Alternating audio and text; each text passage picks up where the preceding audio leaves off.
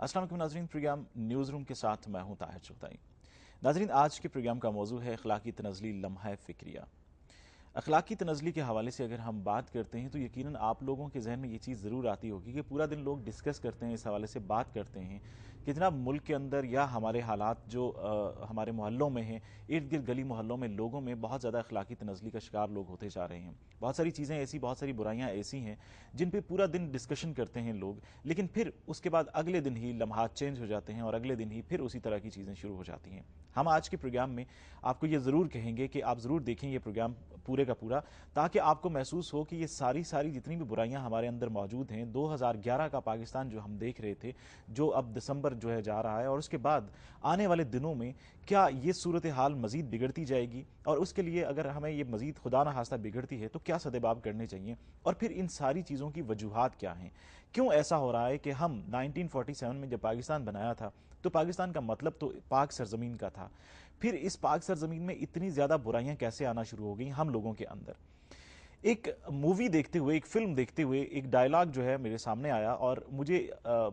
उस डायलॉग ने सोचने पे मजबूर कर दिया।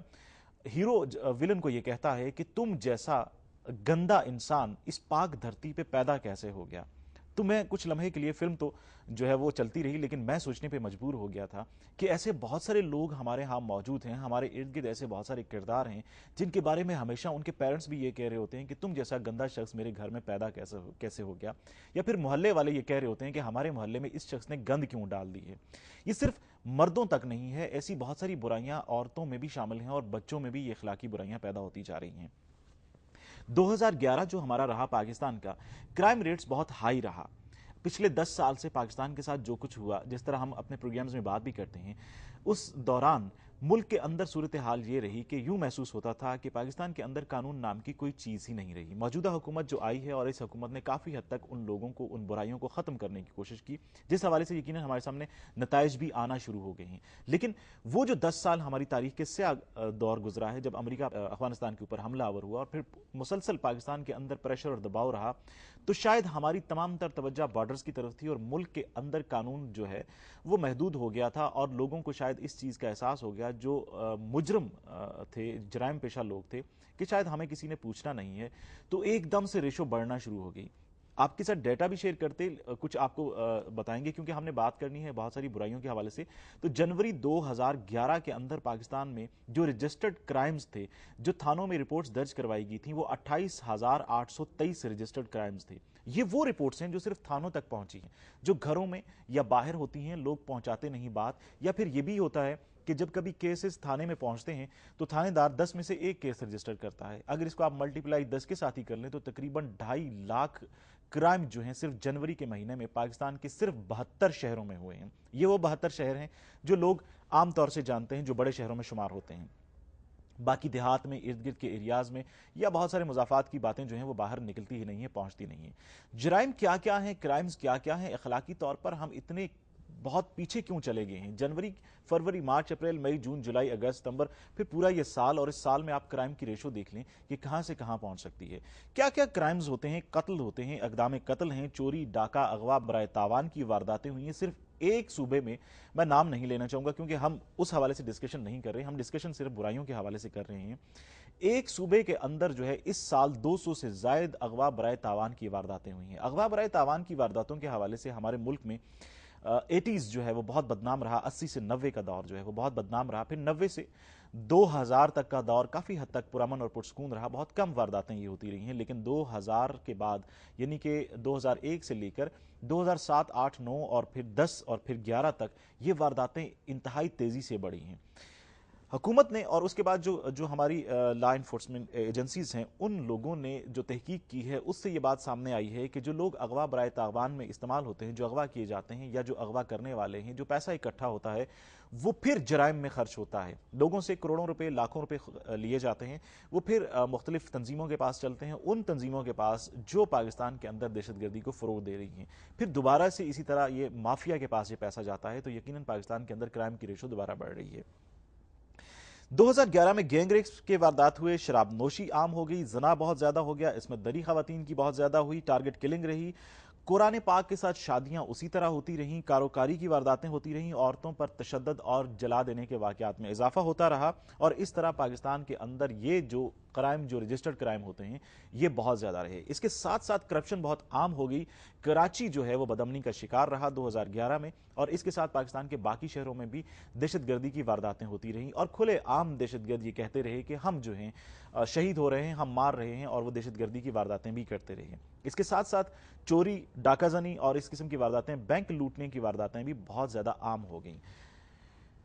2011 جو ہے، اس سارے صورتحال میں اگر آپ دیکھیں کہ پچھلے 10 سال میں ہم نے پاکستان کو کیا دیا، اور پاکستان سے جو ہے ہم نے لینا کیا تھا۔ ہم نے پاکستان سے لینا تھا اپنے لیے تحفظ، اپنے لیے سارا کچھ، وہ چیزیں جو اپنی فیملیز کو لوگ دینا چاہتے ہیں، لیکن چونکہ ہم نے خود وہ جو بات میں نے شروع میں کہی تھی کہ اس نے کہا کہ تم جیسا شخص جو ہے پاکستان کی پاک دھرتی پہ پیدا کیسے ہو گیا، تو شاید ہم نے اس ملک کو گندا کر دیا بہت زیادہ۔ پاک سرزمین میں بہت ساری برائیاں عام کر دی گئیں۔ آپ کو بتاتے چلیں کہ یہ اخلاقی برائیوں میں اتنا اضافہ ہوا پاکستان کے اندر کہ ملاوٹ، اس کے بعد جھوٹ بولنا، اور پھر رشوت لینا، اس جیسی برائیوں کو تو بالکل برائی سمجھا ہی نہیں گیا۔ نذرانے کے نام دیے گئے، اور پھر چیزوں میں ملاوٹ کی کھلے عام اس طرح ملاوٹ ہوتی رہی کہ لوگ ایک ایک چیز کے 10 آپشن سامنے لاتے رہے۔ نہ صرف کھانے پینے کی اشیاء میں بلکہ ادویات میں بھی 10 نمبر کی ادویات سامنے آتی گئیں، جس حوالے سے بہت ساری ایسی ہمارے سامنے واقعات سامنے آئے ہیں کہ جس میں یہ پتہ چلتا ہے کہ ہاسپٹلز میں لوگ جو ہیں وہ دوائی کھانے کے باوجود موت کے منہ میں چلے گئے۔ اس کی وجہ یہ تھی کہ شاید ان کو 2 نمبر، 3 نمبر اور پھر 20 نمبر تک کی ادویات مارکیٹ میں دستیاب ہیں، اور کوئی بھی اس پہ چیک نہیں رہا، اور کسی بھی شخص کو یہ احساس نہیں ہوا کہ وہ 1 2 3 4 5 6 اور 20 نمبر تک کی ادویات بنا رہا ہے تو وہ انسانی جانوں کے ساتھ کھیل رہا ہے۔ کھانے پینے کی اشیاء میں ملاوٹ کی گئی، اسی طرح جس طرح پہلے تھا کہ جی مرچوں میں برادہ ملایا جاتا ہے، پھر چاولوں میں، پھر دوسری تمام تر اشیاء میں، کھانے پینے کی چیزوں میں ملاوٹ کو اتنا اضافہ دیا گیا، اتنا زیادہ ان کو پروموٹ کیا گیا کہ وہ چیزیں صرف نمبروں کی حد تک آ گئیں کہ آپ کوئی بھی شخص اس کو برائی نہیں سمجھتا، اور بالکل صاف اور آسان الفاظ میں یہ کہتا ہے کہ جناب میرے پاس 10 نمبر تک کے جو ہیں وہ آئٹمز موجود ہیں، آپ 1 نمبر لینا چاہیں گے، 2 نمبر لینا چاہیں گے، 3 نمبر لینا چاہیں گے، 4 نمبر لینا چاہیں گے۔ بنانے والوں نے کھلے عام اسی طرح بنایا۔ ڈرنکس جو ہمارے پاس موجود ہوتی ہیں پاکستان کے اندر، جو سیل کی جاتی ہیں، کھلے عام جو بیوریجز ہاؤسز ہیں انہوں نے اسی طرح کی 2 نمبر، 3 نمبر اور 4 نمبر جو ہیں وہ باٹلز جو ہیں وہ بنانا شروع کر دیں، جس سے بہت سارے اور ایسے واقعات سامنے آئے کہ بچوں کو جو ہے وہ ہیپاٹائٹس سٹارٹ ہو گیا۔ وہ لوگ جو گندی بوتلوں میں کھانے پینے کی چیزوں میں جو ہے وہ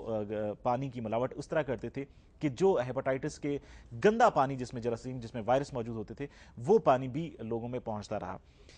اس کے ساتھ ساتھ اور آپ کو بتاتے چلیں کہ ایسے واقعات پاکستان کے اندر سامنے آئے کہ رونگٹے کھڑے کر دینے واقعات تھے 2011 کے اندر۔ انسانوں نے انسانوں کو چبانا شروع کر دیا، اور یہ وہ واقعات ہیں کہ جب اس حوالے سے ماہرین نفسیات سے پوچھا جاتا ہے کہ یہ کیوں ہو جاتا ہے، تو وہ یہ کہتے ہیں کہ یہ ایک بیماری ہے جو انسان کے اندر پیدا ہو جاتی ہے، اور پھر انسان جو ہے وہ کوشش کرتا ہے کہ انسان کا گوشت کھا لے، اور پھر اس کے کچھ مقاصد ہوتے ہیں۔ بعض لوگ جو ہیں وہ طاقت حاصل کرنے کے لیے کرتے ہیں، بعض لوگ جو ہے وہ اپنے آپ کو موٹا کرنے کے لیے یا صحت مند ہونے کے لیے، یا بعض لوگ اس طرح کے ہوتے ہیں کہ جو تعویذ گھنڈوں میں انسانی خون کا استعمال کرتے ہیں۔ نہ صرف مردوں کا خون استعمال کیا گیا بلکہ زندہ بچوں کو بھی کاٹ کے ان کا خون بھی استعمال کیا گیا، اور اس حوالے سے کسی بھی شخص کے ذہن میں یہ بات نہیں آئی کہ وہ دین کے ساتھ بھی جو ہے وہ ناانصافی کر رہا ہے، اور دین سے بھی ہٹ رہا ہے، دور ہو رہا ہے، اور اسلام سے خارج ہو رہا ہے۔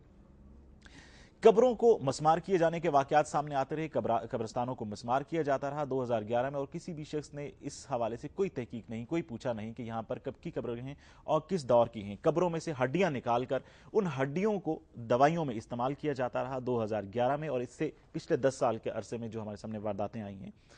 اور اس کے ساتھ ساتھ آپ کو یہ بتاتے چلیں کہ لوگوں کو اغوا کرنے کے بعد ان کے اعضاء نکالے جاتے رہے، اور پھر اس میں پاکستان کے اندر ڈاکٹرز کے کچھ گروہ بھی پکڑے گئے، نام نہاد ڈاکٹرز کی بات کر رہا ہوں، کہ جنہوں نے صرف اپنی ڈگریوں کو، جیلی ڈگریوں کو استعمال کر کے اپنے آپ کو ڈاکٹر شو کیا، اور پھر انسانی سمگلنگ کے دھندے میں بھی وہ ملوث رہے۔ بارڈرز جو تھے، چونکہ افغان بارڈر جو ہے وہ اوپن رہا، اس دوران ہماری ٹریڈ افغانستان کے ساتھ ہوتی رہی، اور اس دوران جو ہے افغانستان سے پوست کے ڈوڈے بھی پاکستان میں آتے رہے، ہیروئن اور دوسری قسم کی تمام چیزیں کھلے عام آتی رہیں، تاکہ